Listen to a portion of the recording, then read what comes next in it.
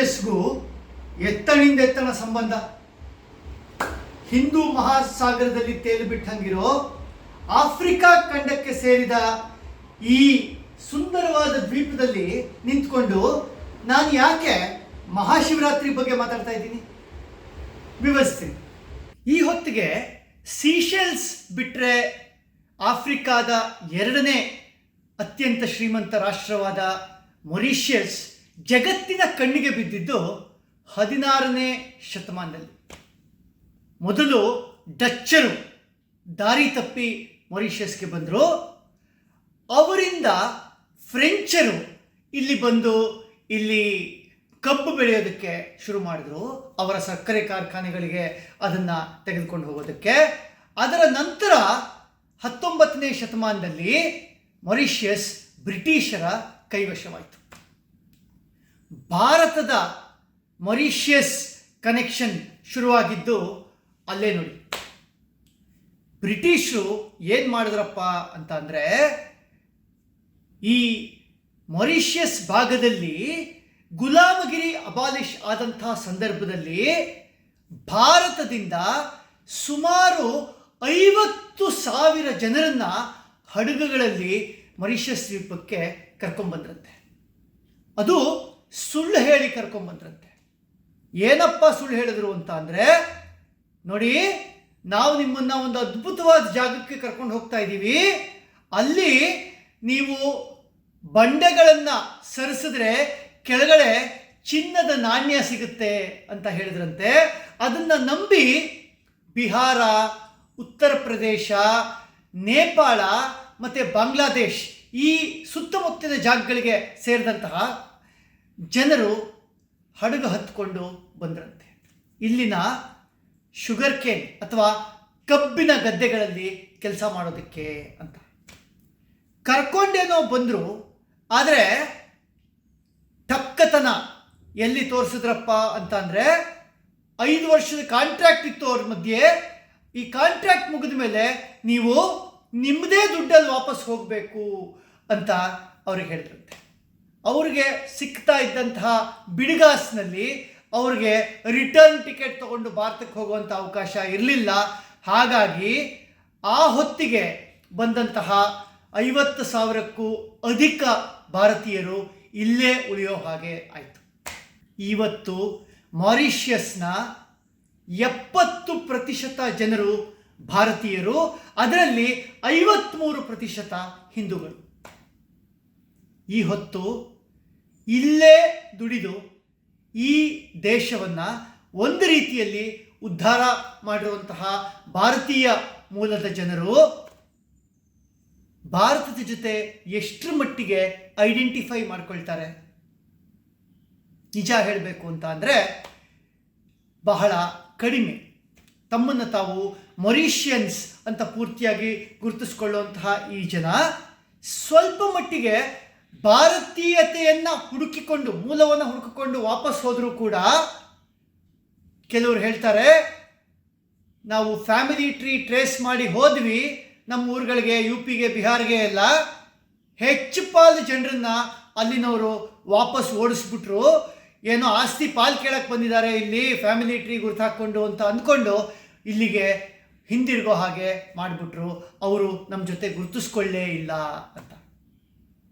ಹೀಗೆ ಮೂಲದ ಜೊತೆಗಿನ ಸಂಬಂಧ ಕಡಿದುಕೊಂಡರೂ ಕೂಡ ಸಂಸ್ಕೃತಿಯ ವಿಷಯದಲ್ಲಿ ಇವರದ್ದು ಅಚ್ಚ ಭಾರತೀಯ ಸಂಸ್ಕೃತಿಯೇ. ಮಹಾಶಿವರಾತ್ರಿ ಮೊರಿಷಿಯಸ್ನ ಅತಿ ದೊಡ್ಡ ಹಬ್ಬ.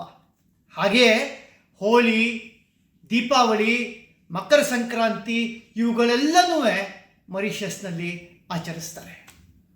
ಶಿವರಾತ್ರಿಯನ್ನು ಎಷ್ಟರ ಮಟ್ಟಿಗೆ ಆಚರಿಸ್ತಾರೆ ಅಂತ ಅಂದರೆ, ಇಲ್ಲಿನ ಗಂಗಾ ತಲಾಬ್ ಅನ್ನುವಂತಹ ಜಾಗಕ್ಕೆ ತಮ್ಮ ತಮ್ಮ ಊರುಗಳಿಂದ ಕಾವಡಿಗಳನ್ನು ಹೊತ್ತು, ಕಾವಡಿ ಅಂತ ಅನ್ನೋದು ಉತ್ತರ ಭಾರತದಲ್ಲಿ ಇರುವಂತಹ ಒಂದು ಪ್ರತೀತಿ.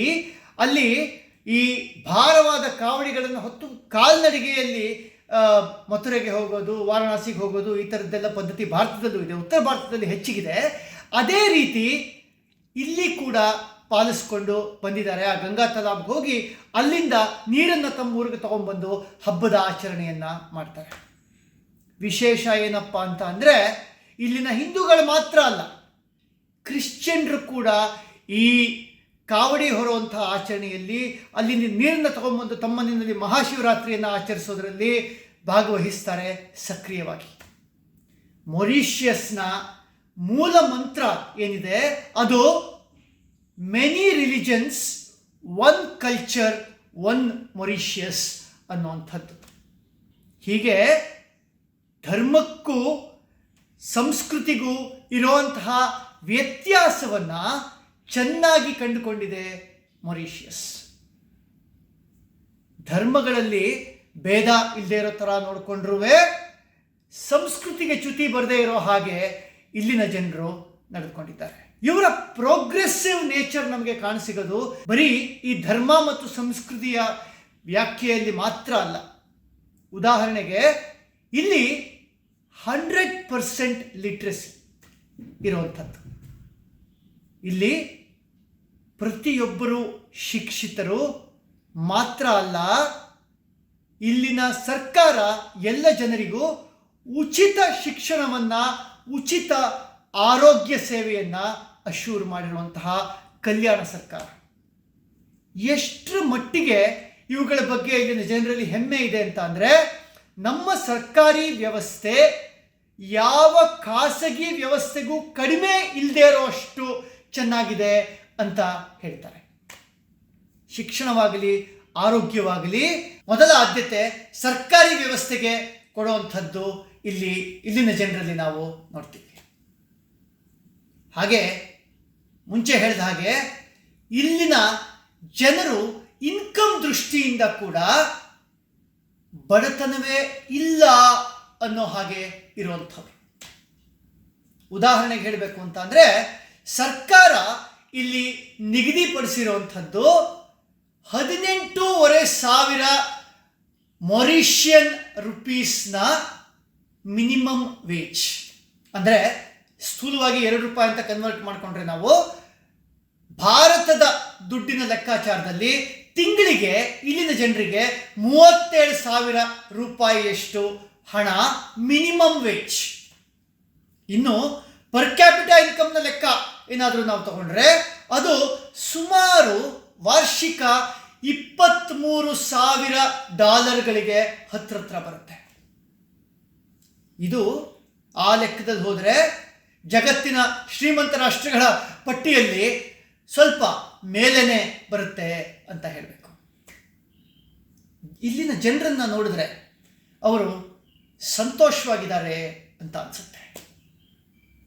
ಹೆಚ್ಚು ಜನ ಟೂರಿಸಂನ ಅವಲಂಬಿಸಿದ್ದಾರೆ. ಆದರೆ ಒಟ್ಟು ಸರ್ಕಾರಿ ವ್ಯವಸ್ಥೆಯಲ್ಲಿನ ಕೆಲಸಗಳು, ಇತರೆ ಕೆಲಸಗಳು ಎಲ್ಲ ಸೇರಿ ಇಲ್ಲಿನ ಜನರು ಒಂದು ಅದ್ಭುತವಾದ ಪ್ರಪಂಚವನ್ನು ಈ ಐಲ್ಯಾಂಡ್ನಲ್ಲಿ ಕಟ್ಟಿಕೊಂಡಿದ್ದಾರೆ ಅಂತ ನೋಡೋದಕ್ಕೆ ನಮಗೆ ಬಹಳ ಸಂತೋಷ ಆಗುತ್ತೆ.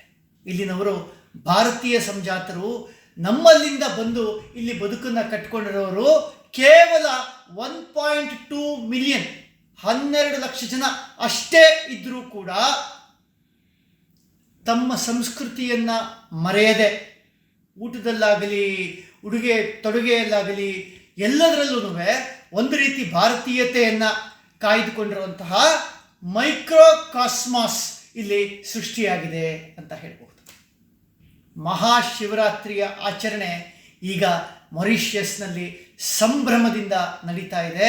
ಜನರು ಕಾವಡಿಗಳನ್ನು ಹೊತ್ತು ರಸ್ತೆಯಲ್ಲಿ ನಡೀತಾ ಇದ್ದರೆ ರಸ್ತೆಯ ಇಕ್ಕೆಲಗಳಲ್ಲಿ ಭಾರತದಲ್ಲಾಗೋ ಹಾಗೆ ಇಲ್ಲಿ ಕೂಡ ಅವರಿಗೆ ದಣಿವಾರಿಸ್ಕೊಳ್ಳೋದಕ್ಕೆ ಅಂತ ಜಾಗಗಳು, ಅವರಿಗೆ ಆಹಾರವನ್ನು, ಪಾನೀಯಗಳನ್ನು ಒದಗಿಸ್ತಾ ಇರುವಂಥದ್ದನ್ನು ನೋಡಬಹುದು. ಭಾರತವನ್ನು ಬಿಟ್ಟು ಬಂದು 200 ವರ್ಷಗಳೇ ಕಳೆದರೂ ಭಾರತೀಯತೆ ಈ ಮೊರಿಷಿಯಸ್ ದ್ವೀಪದಲ್ಲಿ ಜೀವಂತವಾಗಿರೋದನ್ನು ನೋಡೋದಕ್ಕೆ ಅತ್ಯಂತ ಸಂತೋಷ ಆಗುತ್ತೆ. ಈ ಮೊರಿಷಿಯಸ್ನ ಮಹಾಶಿವರಾತ್ರಿ ನಮಗೆಲ್ಲರಿಗೂ ಮಾದರಿಯಾಗಲಿ ಅಂತ ಹೇಳ್ತಾ ನಿಮ್ಮೆಲ್ಲರಿಗೂ ಶಿವರಾತ್ರಿಯ ಶುಭಾಶಯಗಳು. ಅನುಕ್ಷಣದ ಸುದ್ದಿಗಳಿಗಾಗಿ ವಿಸ್ತಾರ ನ್ಯೂಸ್ ಯೂಟ್ಯೂಬ್ ಚಾನೆಲ್ ಸಬ್ಸ್ಕ್ರೈಬ್ ಮಾಡಿ. ಹೊಸ ಸುದ್ದಿಗಳ ನೋಟಿಫಿಕೇಶನ್ಗಾಗಿ ಬೆಲ್ ಐಕಾನ್ ಕ್ಲಿಕ್ ಮಾಡಿ. ಲೇಟೆಸ್ಟ್ ಅಪ್ಡೇಟ್ಸ್ಗಾಗಿ www.vistaranews.com ವೆಬ್ಸೈಟ್ಗೆ ವಿಸಿಟ್ ಮಾಡಿ. ಅಂಗೈಯಲ್ಲೇ ಜಗತ್ತಿನ ಸುದ್ದಿ ತಿಳಿಯಲು ವಿಸ್ತಾರ ನ್ಯೂಸ್ ಕನ್ನಡ ಆಪ್ ಡೌನ್ಲೋಡ್ ಮಾಡಿ.